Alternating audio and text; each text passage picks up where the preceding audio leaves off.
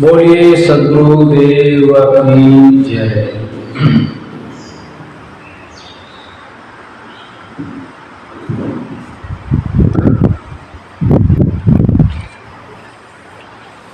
सद्गुरु कबीर साहब का बीजक जो 11 प्रकरणों से घोषित है, जिसमें अनेक विषयों पर सद्गुरु कबीर ने अपनी बात जनता के बीच रखे, वही बात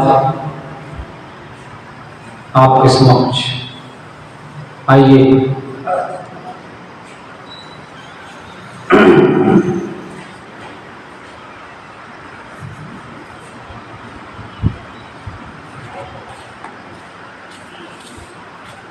सद्गुरु कबीर साहब कहते हैं,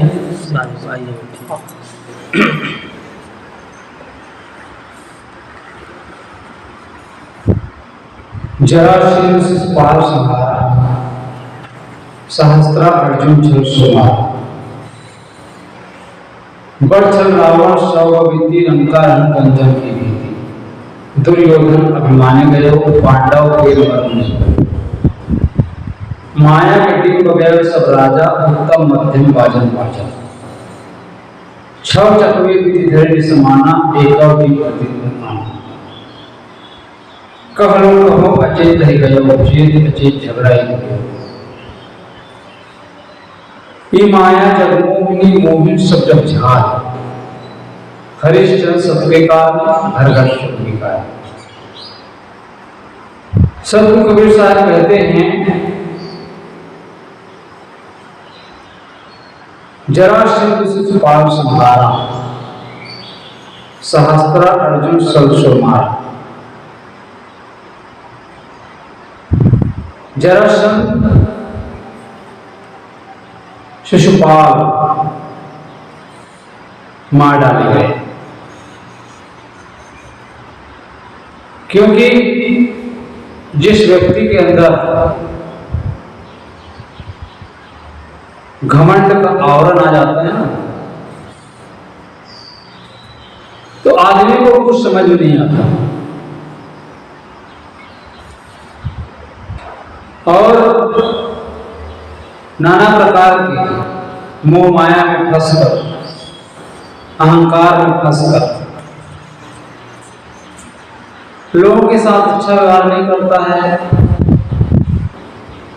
जरासंध के बारे में महाभारत में आपने देखा होगा। जरासंध कौन था? कौन था जी? जरासंध कंस का ससुर। किनके द्वारा मारा गया? किसने मारा उनको? भीम ने। कैसे मारा गया? मल युद्ध। दोनों मल युद्ध हुए। उसके लिए कहा जाता है कि जरा नाम की एक राक्षसी थी। जरा नाम की राक्षसी थी। वो जब राजा के घर जब पुत्र हुआ ना, जन्म हुआ जरासंध का, तो कहते हैं कि वो 2 भाग में पैदा हुआ। 2 भाग में, आधा शरीर, आधा ऐसे। तो जब हुआ तो उसको फेंक दिए जंगल में, उसको राक्षसी पाई, उस दोनों टुकड़े को जोड़ दिया तो जिंदा हो गया। जरा नाम की राक्षसी पाई, इसका नाम रख दिया जरासंध। बहुत ही प्रतापी था, बहुत बलवान। कृष्ण ने जब कंस को मार डाला, कंस कौन था? कृष्ण का मामा था। जब उनको मार डाला तो उनकी जो पत्नियां थी, 2 पत्नी थी, और दोनों पत्नी किनकी पुत्री थी? किनकी पुत्री थी? जरासंध। जरासंध की पुत्री थी दोनों। तो जाकर के जब बताए, विधवा हो गई, तो जरासंध प्रतिशोध लेने के लिए कितने बार आक्रमण किया? 17 बार आक्रमण किया। 17 बार उन्होंने आक्रमण किया। कृष्ण अंत में परेशान होकर परेशान हो गया। अंतिम में 18 बार, 18वीं बार जब फिर से चढ़ाई किया, तो वहां से कृष्ण जो है भाग गए। क्यों? क्योंकि बार बार युद्ध होता है, और जितने बार युद्ध हुआ उतने बार उनके जितने भी सेना होते थे जरासंध के, सबको काट पीट कर देते थे कृष्ण को नाम। लेकिन जरासंध को छोड़ देते थे। उनका उद्देश्य क्या था? उनका उद्देश्य था कि जो है अन्य और जितने हैं उनको ढूंढ ढूंढ के मारने की जरूरत नहीं, एक ही बार में आ जाता है यहाँ पे, तो सबको मार डालते थे, उनको छोड़ देते थे। अंत में जब युधिष्ठिर जब राजसूय यज्ञ किया, तो राजसूय यज्ञ करने वाले थे, वो समझ गए कि जो है राजसूय यज्ञ करने नहीं देगा। ऐसा करके युधिष्ठिर के पास प्रस्ताव रखा। कौन? कृष्ण। कहा कि जरासंध को मारना है। अब युधिष्ठिर की तो हिम्मत नहीं हुई, लेकिन टाल भी नहीं सकता था। कृष्ण ने किनको चुना? अर्जुन और भीम को चुना। दोनों को ले गए साथ, उनको कहे दे दिए उसको, जाओ। गए, कृष्ण ने जरासंध को ललकारा, अनगिनत बार घंटा बजाया, कौन ललकार रहा है करके आए तो देखे 3 लोग थे ब्राह्मण के वेश में।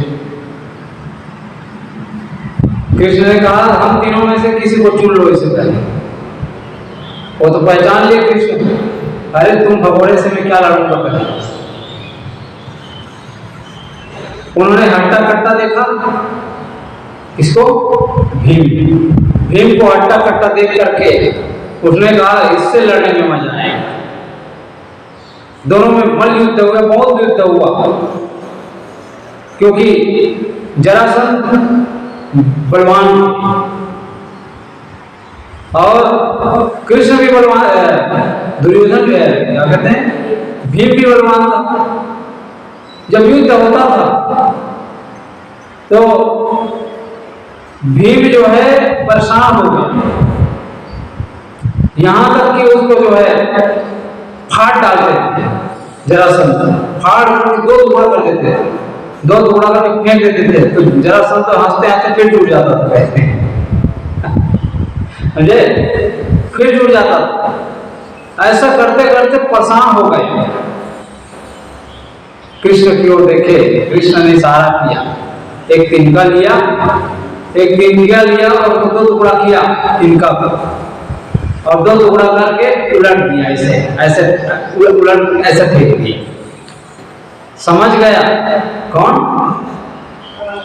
भीम समझ गया। अब जो है इसको उल्टा फाड़ूंगा। उल्टा फाड़ा गया। उल्टा जब फाड़े ना तो 2 टुकड़ा हो गया और वो मर गया। ऐसे उसको दोनों टांग को उसे फाड़ देते थे, अल्लाह फाड़ करके फेंक देते थे, तो आकर फिर जुड़ जाता था। विपरीत दिशा में फेंक दिया, एक ही दिशा में। उसको उलट दिया, उल्टा कर दिया। ऐसे है, ऐसा हो जाता था, उसको ऐसा कर दिया, ऐसे उल्टा घूम गया क्या? 36 कर दिया। घूम गया। अच्छा, समझ। उसको 36 कर दिया। जब 36 किया तो वो जो है मर गया, राम नाम शब्द हो गया। तो जरासंध प्रतापी तो था, लेकिन उनकी दिशा गलत थी। तो जरासंध शिशुपाल, शिशुपाल के लिए भी कहा जाता है। शिशुपाल जो है जरासंध का कौन था? सेनापति था, राजा गंगोस का पुत्र, चेरी नरेश। कहाँ? महाराष्ट्र, महाराष्ट्र विदर्भ, जो आज नागपुर का क्षेत्र कहलाता है।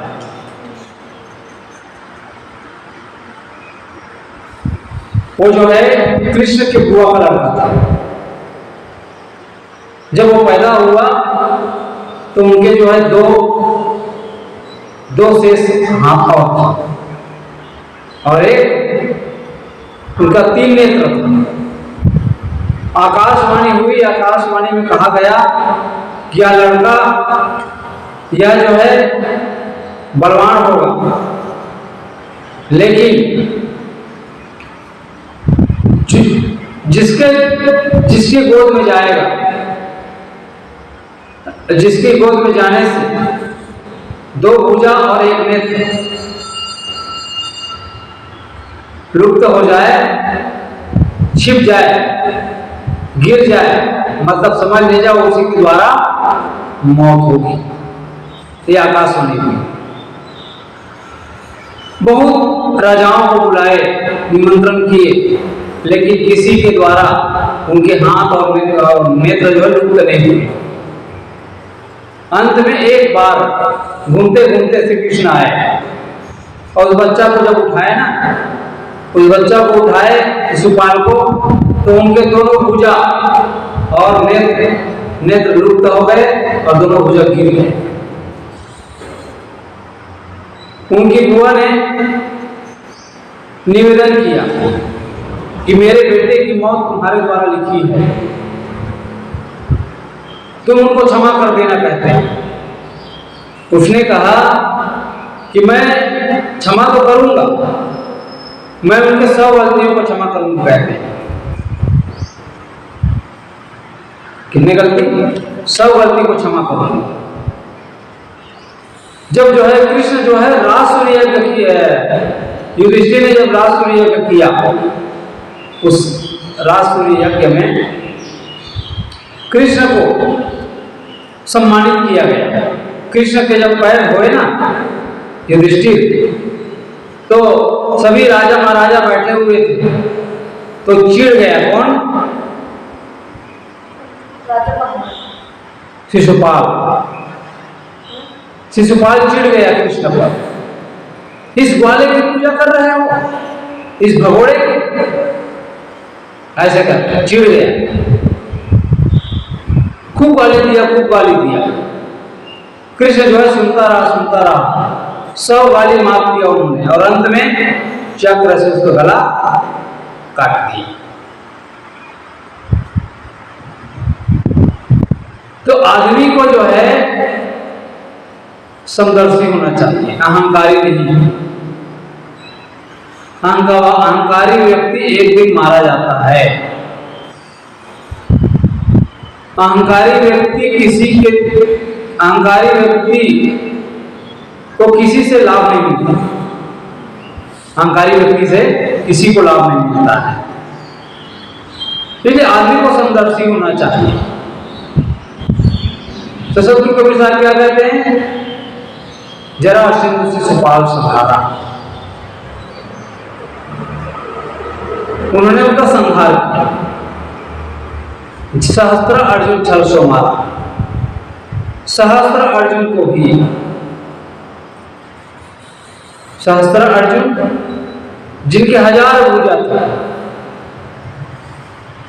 वो भी मारा गया छल करने की वजह से।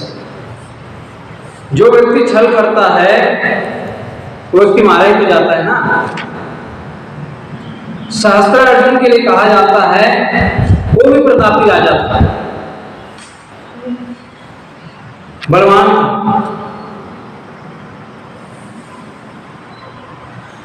हजारों हाथ थे।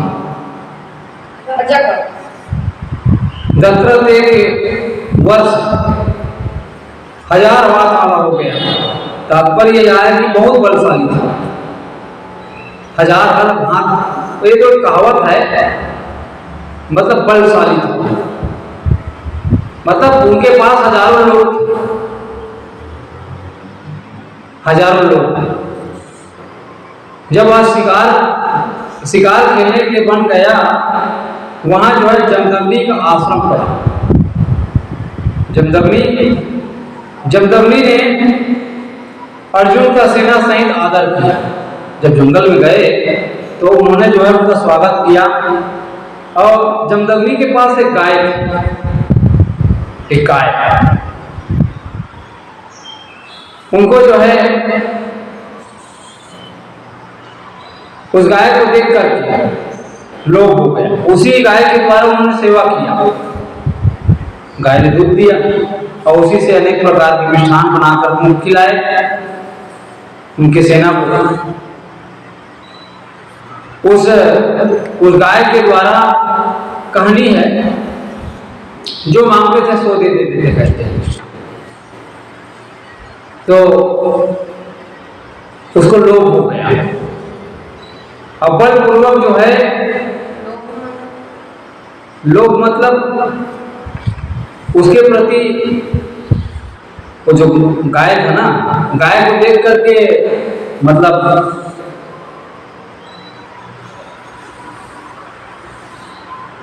जैसे किसी को धन को देख करके, किसी के पैसा को देख करके चुराऊंगा करके मन होता है और ले जाता है, तो क्या करते हैं लोभी को कहा जाता है। लोभी आदमी इसलिए कहते हैं दूसरे की चीज को छीन लेता है। लोभ होता तो छीनता है। तो उसी प्रकार से उन्होंने जो है छीन लिया, ले गया बलपूर्वक। बाद में जब परशुराम आया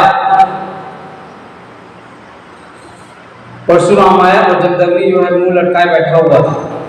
अब किसी के धन को छीन ले हैं, तो आदमी को क्या होता है, थोड़ा सा जो है चेहरा अलग हो जाता है ना। आया तो पूछा कि पिताजी क्या हुआ करके, बताया हमारी गाय को जो है बलपूर्वक जो है ले गया, कहते हैं। कौन? शस्त्र अर्जुन ले गए कहते हैं। और जब सुना ना, परशुराम के पास क्या था? फरसा से जो है फरसा पकड़े और गए, उनके सेना को पूरा काट डाला है, और गाय को वापस ले आए।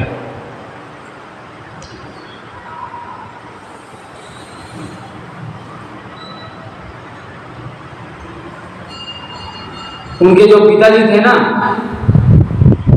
जमदग्नि को जो है शास्त्रार्जुन ने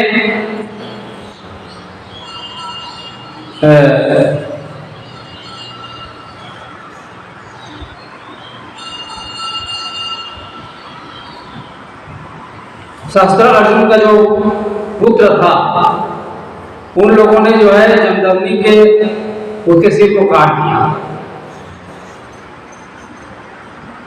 तो बेटे उसके पिता शास्त्र अर्जुन का जो पुत्र था ना, वो लोग आकर के दंगल मचाए और जो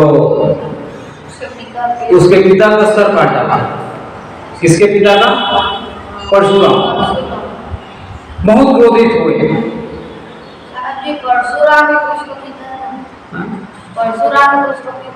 परशुराम तो शादी नहीं किया, बाल ब्रह्मचारी था।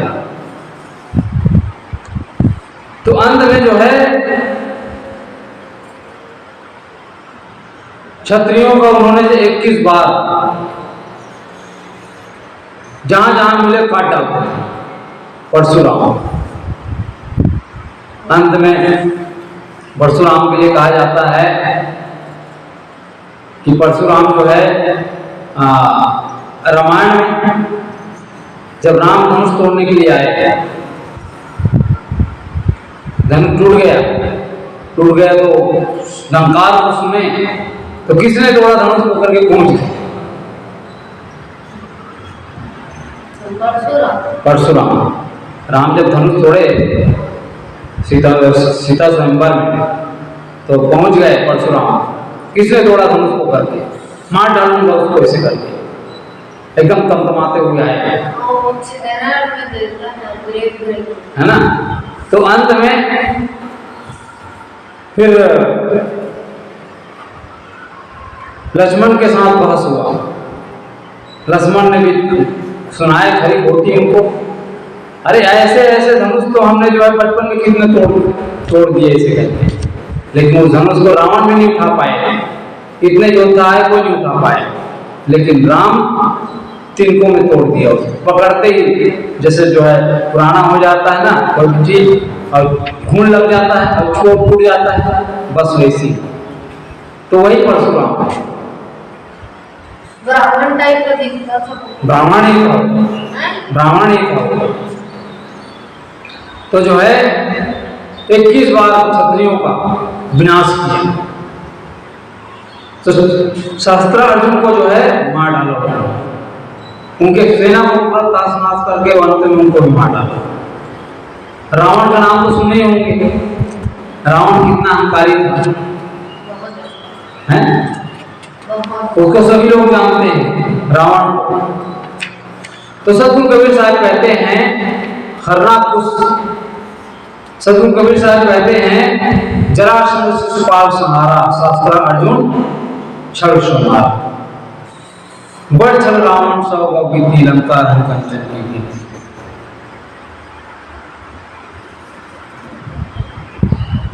छल बल करने के कारण छली था रावण। सीता को चुरा कर ले आए छल पूर्वक बल पूर्वक, लेकिन अंत में क्या हुआ? अंत में मारा गया। लंका राम कंचन की विधि, उनके जो लंका था वो कंचन का था, कहते सोना। उसको अहंकार था कि मेरे पास सोना का लंका है, मैं विद्वान हूं, विद्या का अहंकार, लोगों का अहंकार। 1 लाख पुत्र 1.25 लाख नाती जेकर घर में दिया न बाती कहते हैं। 1 लाख पुत्र था कहते रावण, 1 लाख पुत्र 1.25 लाख नाती, मतलब उनके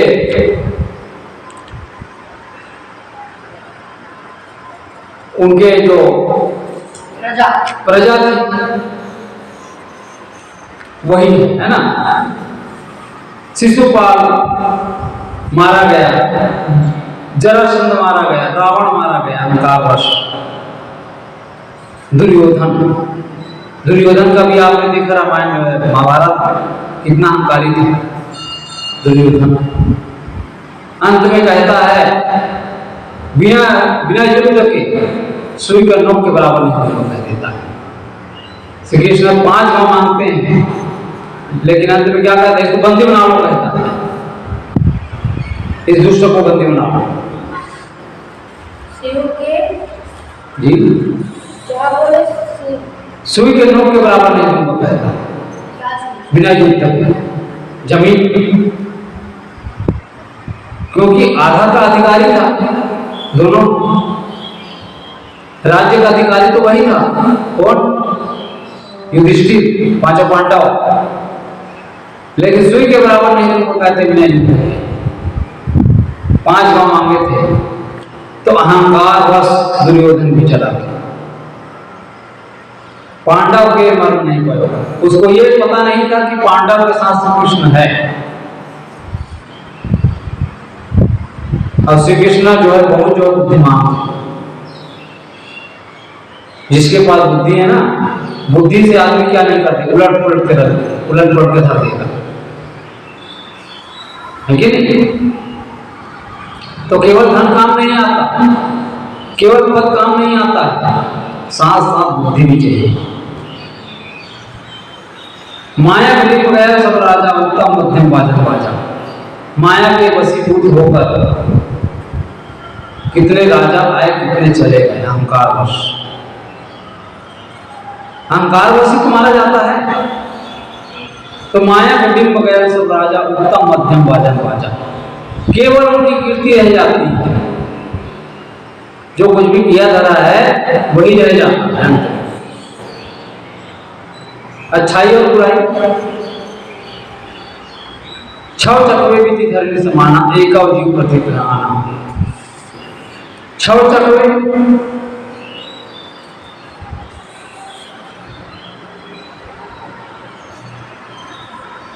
सम्राट, सर्वभौम सम्राट, जो समुद्र पर्वत पृथ्वी के अधिपति थे, मरकर जमीन में मिल गए।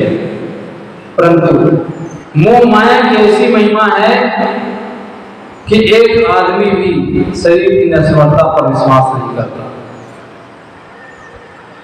वह अपनी देह को अजर अमर ही माने बैठा रहता है।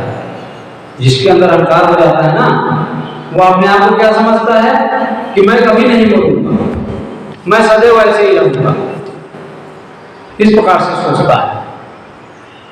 तो छह चकवे भी धरनी समाना, एक जीव प्रतिग्रह आना, कि शरीर नश्वर है, इसका बोध नहीं होता है और अहंकार में खुला रहता है। कह लो कहो अचेत है गयो, चेत झगड़ा है। कहो कहां तक कहूं, लोग असावधानी में ही संसार से चले जाते हैं, असावधानी बस। सावधान कौन है, असावधान कौन है? जो मोह में पड़ा हुआ है, अहंकार में पड़ा हुआ है, वही व्यक्ति असावधान है। और जिसके पास समझ है, ज्ञान है, और उस ज्ञान का सदुपयोग करता है और जीवन को अच्छा जीता है, जीने की कला है, वही व्यक्ति तो सावधान है। और वही व्यक्ति अच्छा जीवन जी सकता है, शांतिपूर्वक। तो कहो अचेत ही गयो, झगड़ा, यह झगड़ा बना रहता सदैव, जो असावधान है। असावधान व्यक्ति ही तो पीड़ित रहता है, वही तो दुखी रहता है, उसी के अंदर द्वंद मचा रहता है, हमेशा झगड़ा।